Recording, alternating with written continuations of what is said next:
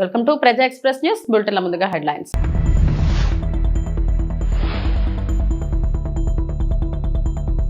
రాజ్యసభ విమాన వస్తువులపై ప్రయోజనాల పరిరక్షణ బిల్లు 2025ను ఆమోదించింది రామ్మోహన్ నాయుడు.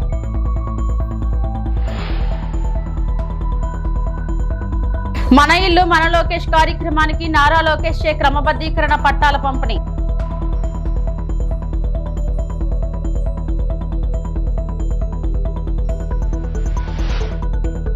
ఏపీలోని రిజిస్ట్రార్ కార్యాలయాల్లో స్లాట్ బుకింగ్ ప్రారంభం.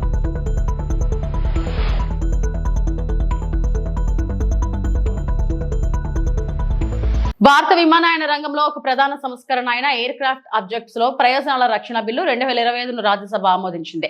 ఈ బిల్లు భారత లీజింగ్ పరిశ్రమను ప్రోత్సహిస్తుంది, దేశీయ లీజర్లకు ప్రోత్సాహాన్ని అందిస్తుంది మరియు మన బ్యాంకింగ్ పర్యావరణ వ్యవస్థను బలోపేతం చేస్తుంది. మరింత అందుబాటులో మరియు సౌకర్యవంతమైన విమానయాన దృశ్యాన్ని నిర్ధారిస్తుంది. గౌరవనీయ పౌర విమానయాన మంత్రి కింజరపు రామ్మోహన్ నాయుడు నాయకత్వంలో ఆయన విమానయాన మంత్రిగా బాధ్యతలు స్వీకరించిన కేవలం 10 నెలల్లో ఆమోదించబడిన 2వ విమానయాన సంబంధిత బిల్లు ఇది. ఈ రంగాన్ని ఆధునీకరించడానికి ఆయన నిబద్ధతను ప్రదర్శిస్తుంది. Shri Kinjarapu Rammohan Naidu ji to reply the discussion. Honorable Deputy Chairman sir, for giving me the opportunity. In fact, almost 16 members have spoken on this very important bill, the Protection of Interest in Aircraft Objects 2025. And this, the interest that has been shown by all the members, first of all, I'd like to thank them for giving all the suggestions and participating very intensely in the debates also. And there were discussions not only limiting us to the interests of the bill, but more than that. And I would like to say that this is the kind of passion that civil aviation is invoking in all the members of the parliament and also the citizens of this country today. And the kind of progress that we have seen in civil aviation in the last 10 years, definitely I'd like to put it on record that it was not an easy task. And it was not a job of one day that we have done this thing, and that is why we are seeing so much growth. But I can say this definitely, even though it is not a one day's job, but it was the mission of one man who is the Prime Minister of this country, Narendra Modi ji. From 2014, since he has become the Prime Minister of this country, the kind of support, the kind of vision with which he has encouraged and moved civil aviation in the country, we are able to grow so much, and we have now proudly say that we are the 3rd largest domestic civil aviation market in the whole world. And I would like to also put some numbers, and I keep saying this everywhere on every platform, including the parliament, while answering the questions and also when attending some important summits. One is in 2014, the total domestic passenger market that we had in the country, sir, is 60.7 million. 60.7 million domestic passenger market in 2014. And where we stand today in 2024, 161.3 million. More than double we are seeing passenger growth in this country. And if you add international passengers also, what was 43 million in 2014, we are now at 66.8 in 2024. Number of aircrafts in the country. మంగళగిరిలో మన ఇల్లు మన లోకేష్ కార్యక్రమంలో పాల్గొన్న మంత్రి లోకేష్ దశాబ్దాలుగా ప్రభుత్వ స్థలాల్లో నివాసం ఉంటున్న వారి చిరకాల కోరిక నెరవేరింది. పేదలకు ఇళ్ల పట్టాలను మంత్రి నారా లోకేష్ పంపిణీ చేశారు. దీంతో మంగళగిరి నియోజకవర్గంలో పండుగ వాతావరణం నెలకొంది.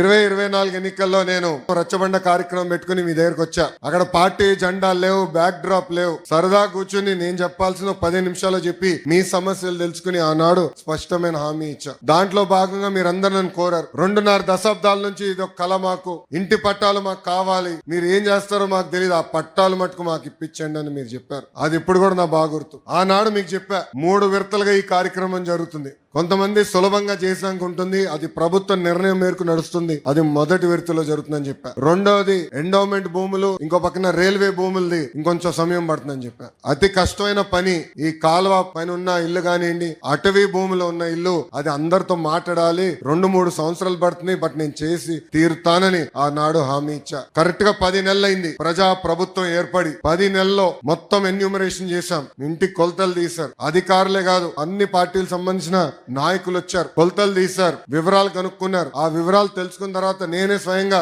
రెవెన్యూ మంత్రి అనగాని సత్యప్రసాద్ గారితో, గౌరవ ముఖ్యమంత్రి గారితో అనేక సార్లు మాట్లాడి ఏకంగా అది కేబినెట్ కి తీసుకెళ్లి కేబినెట్ లో ఆమోదం తెలిపిన తర్వాతనే ఈ కార్యక్రమం మన ముందలు తీసుకెళ్లే పరిస్థితి. మీరందరూ ఒక్కసారి గుండెపై చేయబెట్టి ఆలోచించారు. గత 2.5 దశాబ్దాలుగా మీకున్న కళ ఇది. అనేక మంది నాయకులు మీరు కలిశారు. జిరాక్స్ ప్రింటింగ్లకే విపరీతంగా ఖర్చు అయిపోయింది, కాగితాలు ఇచ్చేదానికి ఖర్చు అయింది. అలాంటిది వేదికమైన నాయకులందరం మేము కష్టపడి, మీ దగ్గర ఒక బాటిల్ నీళ్ళు కూడా మేము తాగలేదు, మీకోసం కష్టపడి అవినీతి లేకుండా ఈ రోజు మీకు ఇల్లు పట్టాలు మేము ఇస్తున్నాం. పెద్దలు ఇప్పుడే చెప్పారు, దాదాపు మొదటి విడతలో మార్కెట్ విలువ 1000 కోట్ల విలువైన ఆస్తిని ఈ రోజు మీకు శాశ్వతంగా హక్కు కూటమి ప్రభుత్వం అందజేస్తుంది. ఆంధ్రప్రదేశ్ లోని రిజిస్ట్రార్ కార్యాలయంలో స్లాట్ బుకింగ్ విధానాన్ని మంత్రి అనగాని సత్యప్రసాద్ ప్రారంభించారు. తొలి విడతలో భాగంగా 26 జిల్లాల్లోని ప్రధాన రిజిస్ట్రార్ కార్యాలయాల్లో ఈ విధానాన్ని అందుబాటులోకి తీసుకొచ్చారు. మిగిలిన కార్యాలయాల్లో ఈ నెలాఖరులోగా దశల వారీగా ప్రారంభించనున్నారు. ఈ సందర్భంగా మంత్రి సత్యప్రసాద్ మాట్లాడుతూ పేదలకు న్యాయం జరగాలన్న లక్ష్యంతో పనిచేస్తున్నామన్నారు. వ్యాపారులు ప్రజల శ్రేయస్సు దృష్ట్యా నిర్ణయాలు తీసుకుంటున్నట్టు చెప్పారు. భూ వివాదాలు లేకుండా సంస్కరణలు తీసుకొస్తున్నాం, అభివృద్ధి కోసం నాలా చట్టాన్ని కూడా తీసేసే కొత్త విధానం తెస్తున్నామని అనగాని సత్యప్రసాద్ తెలిపారు. గవర్నమెంట్ లో బ్యూరోక్రాట్స్, కలెక్టర్సే కాకుండా ఏదైతే వ్యాపారస్తులు ఉన్నారో, బిల్డర్స్ అసోసియేషన్స్ ఉన్నారు, అది క్రెడా అవ్వచ్చు, నెరడ్కో అవ్వచ్చు, బిల్డర్స్ అసోసియేషన్ అవ్వచ్చు, వాళ్ళతో కూడా స్టేక్ హోల్డర్స్గా చేసి, వాళ్ళందరినీ కూడా స్టేక్ హోల్డర్స్గా చేసి వాళ్ళతో కూడా ఫీడ్బ్యాక్ తీసుకుని ఎలా చేస్తే బాగుంటుందో అని చెప్పేసి సుదీర్ఘ చర్చ చేసి ఎన్నో రిఫార్మ్స్ చేసినటువంటి పరిస్థితి మనం చూస్తూ ఉన్నాం. గత ప్రభుత్వంలో చాలా ఇబ్బందులు పడ్డాం, ల్యాండ్ రిఫార్మ్స్లో ఇబ్బందులు పడ్డాం, రిజిస్ట్రేషన్ శాఖలో ఇబ్బందులు పడ్డాం. అన్నీ కూడా దూరం చేయాలనే లక్ష్యంతోనే ఈ రోజున ఈ స్లాట్ బుకింగ్ సదుపాయాన్ని తీసుకోవడం జరిగింది. ఎందుకంటే ఈ వెబ్సైట్లో ఈ స్లాట్ బుకింగ్ మాడ్యూల్ ద్వారా ఏ రోజు వీలుంటే ఆ రోజు, అంటే వెళ్ళి గంటల తరబడి, రోజుల తరబడి నుంచుని వెనక్కి వెళ్ళిపోయిన పరిస్థితి మనం చూసాం. కానీ ఇప్పుడు ముందుగానే అప్లోడ్ చేస్తాం కాబట్టి ఆ మాడ్యూల్ ద్వారా వాళ్ళే దాన్ని అప్లోడ్ చేయొచ్చు, వాళ్ళే టైప్ చేసుకునే విధంగా పెట్టాం కాబట్టి వాళ్ళే చేసుకుని తప్పులున్నా కూడా దాన్ని సరిదిద్దుకునే విధంగా చేసి చెప్పిన సమయంలోనే వెళ్ళి, అంటే ఎప్పుడైతే స్లాట్ వస్తుందో ఆ స్లాట్ సమయంలో కేవలం 10 నిమిషాల్లోనే వాళ్ళు అమ్మే వాళ్ళు అవ్వచ్చు, కొనే వాళ్ళు అవ్వచ్చు, అలాగే వాళ్ళ సాక్షులు ఉంటారు, అందరూ కూడా కేవలం 10 నిమిషాల వ్యవధిలోనే పూర్తిగా అయిపోయే విధంగా వచ్చిన వాళ్ళు మంచి వాతావరణంలో సత్వరంగా పనిచేసుకుని వెళ్ళిపోయే విధంగా, అలాగే ఆటోమేటేషన్ కూడా అయ్యే విధంగా. ఎందుకంటే ఈ రిజిస్ట్రేషన్ డిపార్ట్మెంట్ని అనుసంధానంగా ఉన్నటువంటి అన్ని డిపార్ట్మెంట్ కూడా ఇంటిగ్రేట్ చేస్తూ ఉన్నాము. MAUD DTCP మాత్రం ఇప్పుడు జరుగుతూ ఉంది, అది కూడా ఒక నెల రోజుల్లో పూర్తి అవ్వబోతూ ఉంది. దాని ద్వారా అంటే మంచి ఫలితాలు ఇవ్వాలనే లక్ష్యంతోనే ఇవన్నీ కూడా అనుసంధానం చేస్తూ ఉన్నాం. దాంతోపాటు గౌరవ స్పెషల్ చీఫ్ సెక్రటరీ గారు వచ్చిన తర్వాత పోడియంలు తీసేసి అందరూ కూడా అంటే సమానమైన గౌరవం కల్పించాలని లక్ష్యంతో పనిచేశారు.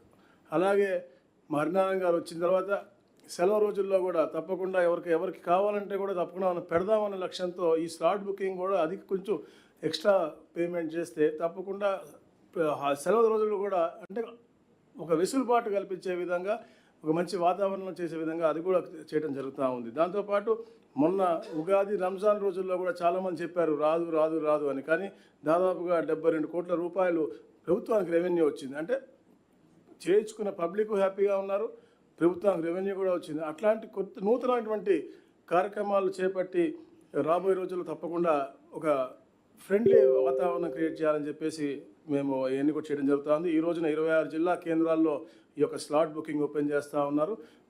సత్వరంగా 296 ఏదైతే సబ్ రిజిస్ట్రార్ ఆఫీసులు ఉన్నాయో అన్నిట్లో కూడా ఈ యొక్క కార్యక్రమం ఉంటుంది. ఎప్పటికే పైలట్ ప్రాజెక్ట్ కూడా గాంధీనగర్ పాటు కూడా చేసి సక్సెస్ఫుల్గా అయింది. ఎందుకంటే ఎక్కడెక్కడ ఇబ్బంది జరగకూడదని చెప్పేసి మా ఐజీ గారు, వాళ్ళ టీం అంతా, డిఐజీలు అందరూ కూడా, డిఆర్లు అందరూ కూడా ప్రత్యేకంగా చూసుకుని పైలట్ ప్రాజెక్ట్ మీద శ్రద్ధ పెట్టి రేపొద్దున ఎవరు కూడా సామాన్య ప్రజలు కానీ వ్యాపారస్తులు ఇబ్బంది పడకూడదన్న లక్ష్యంతో పైలట్ ప్రాజెక్ట్ పకడ్బందీగా ఇక్కడే మనకి ఎన్టీఆర్ జిల్లాలో చేసి సక్సెస్ఫుల్గా అయిన తర్వాతనే ఈ రోజున ప్రవేశపెడతా ఉన్నారు. ఏపీ సచివాలయంలో అగ్ని ప్రమాదం జరిగింది. 2వ బ్లాక్ లో బ్యాటరీలు ఉంచే ప్రాంతంలో ఈ ఘటన జరిగింది. ప్రమాదాన్ని గుర్తించిన వెంటనే ఎస్పీఎఫ్ సిబ్బంది వెంటనే అగ్నిమాపక సిబ్బందికి సమాచారం ఇచ్చారు. వారు ఘటనా స్థలానికి చేరుకొని మంటలను అదుపులోకి తీసుకొచ్చారు.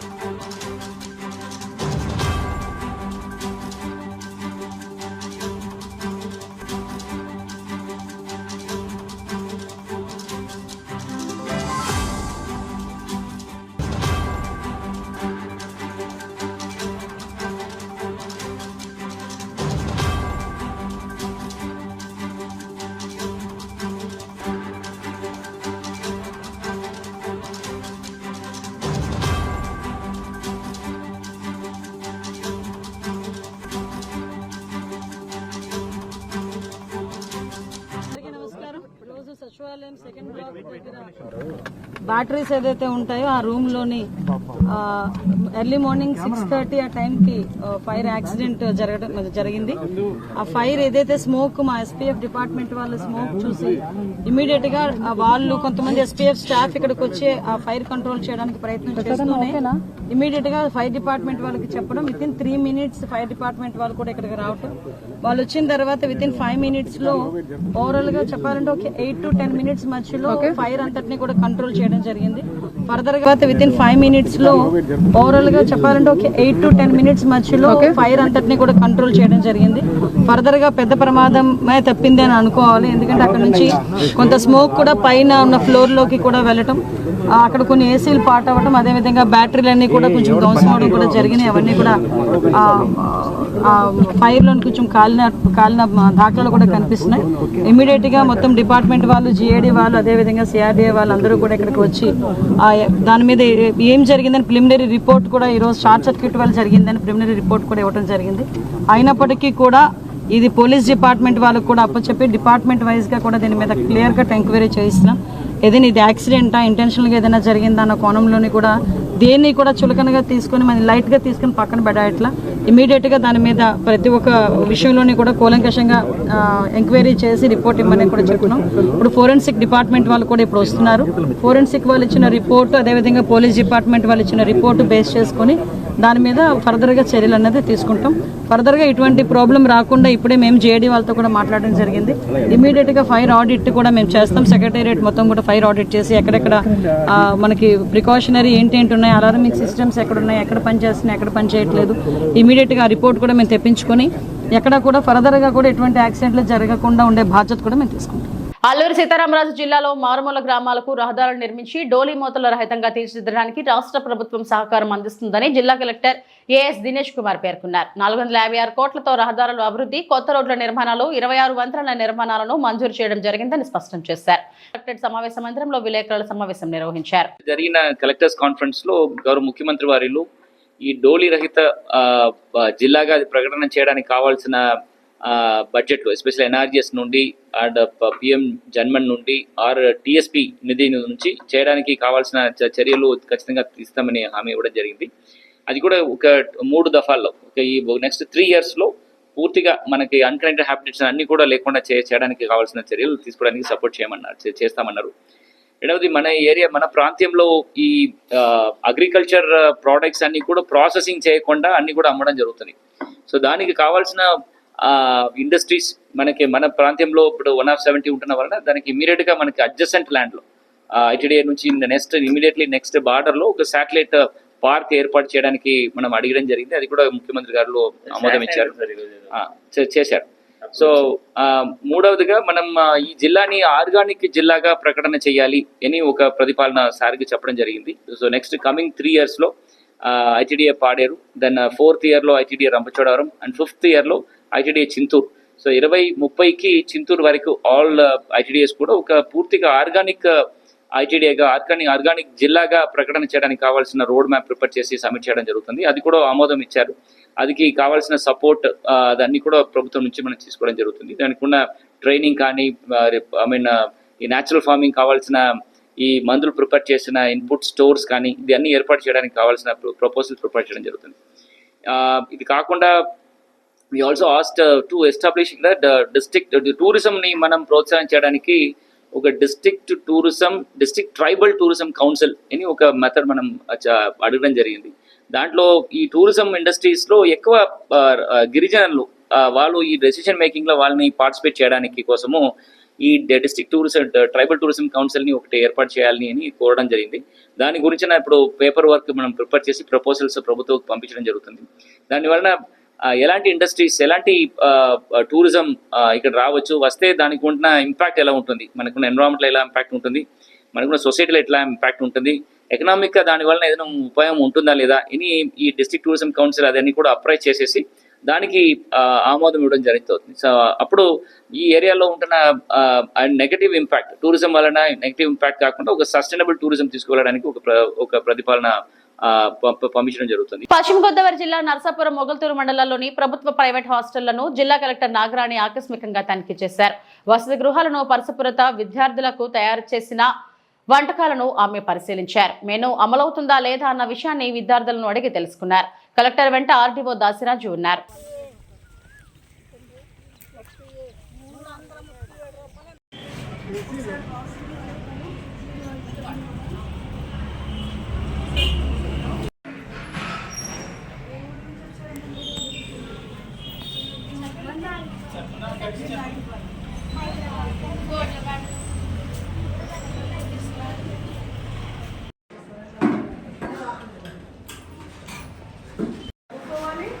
వీడి బాధ్యత కూడా మీకు కొంచెం క్లియర్గా ఎక్స్ప్లెయిన్ చేస్తారు. అర్థమైందా? ఇప్పుడు వీళ్ళకి ఏదో ఒక ఉద్యోగాలు ఎలా కూర్చున్నాయి, ఏదో ఒక ఉద్యోగాలకి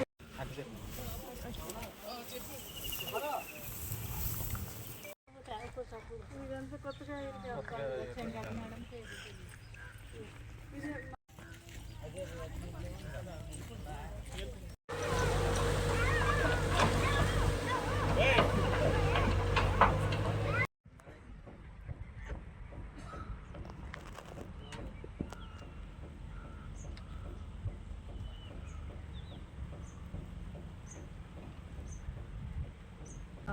విజిట్ చేయడం జరిగింది. అంటే బెనిఫిషరీస్తో మాట్లాడి ఇక్కడ ఏంటి హౌసెస్ శాంక్షన్ అయిన హౌసెస్లో 13 మాత్రమే కంప్లీట్ అయినాయి, మిగతా అన్నీ కూడా కంప్లీట్ అవ్వడానికి చర్యలు తీసుకోవడం జరిగింది. గవర్నమెంట్ ఎస్సీస్కి బీసీస్కి 50,000 అదనంగా బెనిఫిట్ ఇవ్వడం జరిగింది. అది వీరికి తెలిసిందా లేదా, అందిందా లేదా అనే విషయాలంతా కనుక్కోవడానికి రావడం జరిగింది.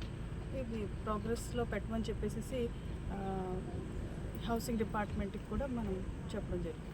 ఎనర్జీస్ వర్క్స్ కూడా ఈ టైంలో అగ్రికల్చర్ వర్క్స్ దొరకవు కూలీలకి. సో వారికి ఉపాధికి భరోసా ఇవ్వడానికి, ఉపాధి కల్పించడానికి ఉపాధి హామీ పథకం పనితీరు ఎట్లా ఉంది, కూలీలకి అవసరమైన పని అంత ఇస్తున్నాం లేదా, పని ఎట్లా జరుగుతుంది అనేది కూడా చూడడం జరిగింది. సంతృప్తికరంగా ఉంది. ఇంకా మరింత మందికి పని కల్పించే విధంగా మన జిల్లాలో చర్యలు తీసుకుంటున్నాము. అది ఇంకా రాబోయే రోజుల్లో కూడా పని అన్ని విలేజెస్లో కల్పిస్తున్నారా లేదా, అవసరమైన వారి అందరికీ కూడా పని దొరుకుతుందా లేదా అనేది చూడటం కోసం నేను ఇంకా విజిట్స్ కూడా ముమ్మరంగా చేస్తామని చెప్పేసి చెప్పాను. పశ్చిమ గోదావరి జిల్లా నరసాపురం మండలాల్లో జిల్లా collector Nagarani dumping yard lace park ను పరిశీలించారు. కలెక్టర్ అనంతరం కలెక్టర్ మీడియాతో మాట్లాడుతూ లేస్ పార్క్ ని అభివృద్ధి చేసే విధంగా కొత్త డిజైన్ తయారు చేసి కృషి చేస్తానన్నారు. హ్యాండ్ మేడ్ ప్రోత్సహించే విధంగా కేంద్ర రాష్ట్ర ప్రభుత్వాలు సిద్ధంగా ఉన్నాయన్నారు.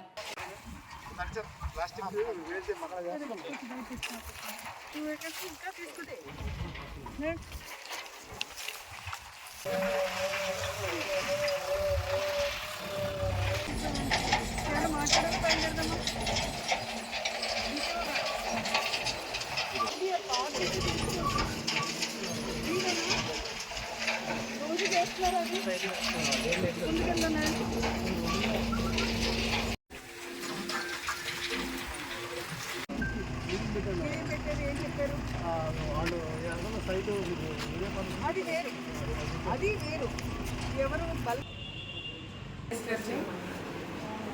నా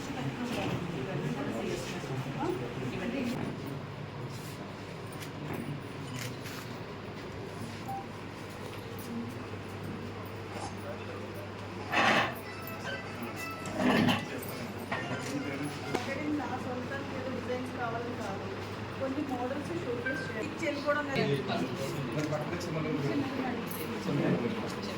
చాలా బాగుంది.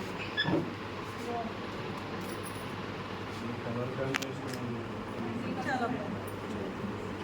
అదే అది కలెక్ట్ చేయడం పక్కన నా రూమ్లో పక్కన ఇది ఉంటుంది అట్లా. నమస్కారం అండి. ఈరోజు అని కాదు, గత కొన్ని రోజులుగా మేము ఈ నరసాపురం లేస్ మీద దృష్టి పెట్టడం జరిగింది. అంటే ఇక్కడ కొన్ని సంవత్సరాలుగా ఆల్మోస్ట్ మోర్ దెన్ 100 years నుంచి ఇక్కడ లేస్ క్రోషెట్ మీద చాలా మంది డిపెండ్ అవ్వడం, మంచి కళాకారులు ఉండడం, ఇక్కడ నుంచి మంచి ప్రొడక్ట్స్ అన్ని తయారు చేసి ఎక్స్పోర్ట్ చేయడము, డొమెస్టిక్ మార్కెట్ కూడా చాలా మంచి మార్కెట్ ఉండేది. అయితే కాలానుగుణంగా ఈ డొమెస్టిక్ మార్కెట్ క్షీణించిపోయింది, వర్కర్స్కి పని తగ్గిపోవడం ఇవన్నీ కూడా జరుగుతుంది. అయితే ఇంత మంచి కళ స్కిల్ ఉన్న మహిళలందరికీ కూడా మళ్ళీ నరసాపురం లేస్కి పూర్వవైభవం తీసుకొచ్చి రివైవ్ చేయాలనే లక్ష్యంతో వర్క్ చేస్తూ ఉన్నాము. ఇప్పుడు ప్రస్తుత మార్కెట్లో ఏదైతే డిమాండ్ ఉంది, ఎట్లాంటివైతే వినియోగదారులు ఇష్టపడి కొనుక్కుంటారు, అంటే ఉండే కొలది చాలా మన ఏన్షియంట్ ప్రొడక్ట్స్ మీద, కళాఖండాల మీద, హ్యాండీక్రాఫ్ట్స్ మీద ప్రజలకు కూడా ఆసక్తి పెరుగుతుంది. ప్రతి ఇంటిలోనూ ప్రతి టేబుల్ మీద కూడా ఈ కళాఖండాలు, ఈ హ్యాండీక్రాఫ్ట్స్ పెట్టుకుంటున్నారు. వాళ్ళకి అభిరుచి తగ్గట్టు మన యొక్క విమెన్ తోటి తయారు చేయించి వెళ్ళాలనే లక్ష్యంతో ముందుకు వెళ్తున్నామండి. ఖచ్చితంగా మంచి రోజులు ఉంటాయని మంచి ప్రొడక్ట్స్తో ముందుకు వస్తున్నాము. మేడం, అలంకృతి భవనాలు అని చెప్పేసి ప్రతి గ్రామం నుంచి 50 గ్రామాలలో లక్షలతో భవనాలు కట్టించారు. ఒక భవనం ₹1,00,00,000 అలాగే.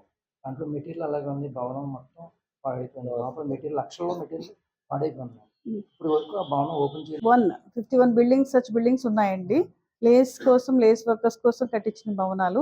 అయితే ఇప్పుడు ఈ టైలరింగ్ మీద అక్కడ ట్రైనింగ్స్ పెట్టాలి మహిళల కోసం అని చెప్పేసి అదొక ప్లాన్ జరుగుతూ ఉంది. అలాగే ఇతర స్కిల్ ట్రైనింగ్స్ అన్నీ కూడా యువతికి చేయాలనే ఒక సంకల్పంతో వెళ్తున్నాము. అయితే ఈ లేస్ బిల్డింగ్స్ ఇప్పుడు మనం ఈ వర్క్ కొంచెం ఇంప్రూవ్ చేస్తే ఈ బిల్డింగ్స్ అన్ని కూడా ఫంక్షనింగ్లోకి వస్తాయి.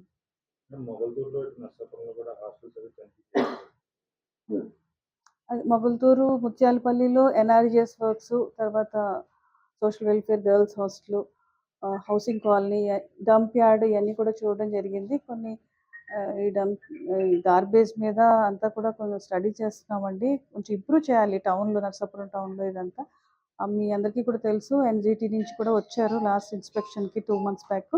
దాని మీద కూడా వర్క్ చేస్తున్నాం. ఫాలోఅప్ మీటింగ్స్ వర్క్ ఇంకా జరగాల్సి ఉంది. అవును, అది కూడా చూశాను, గమనించాను. మజూరీ చాలా తక్కువ ఉంది.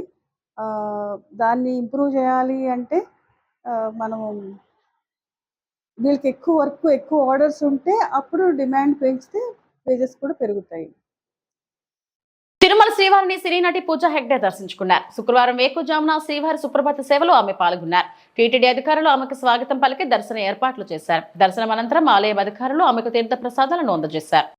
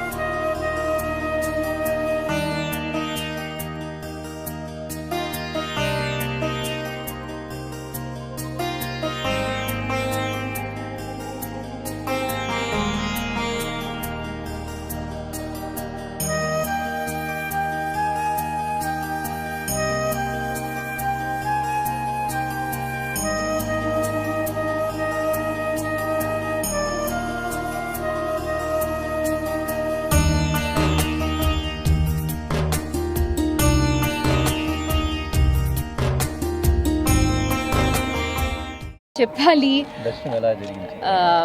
చాలా సంతోషంగా ఉంది.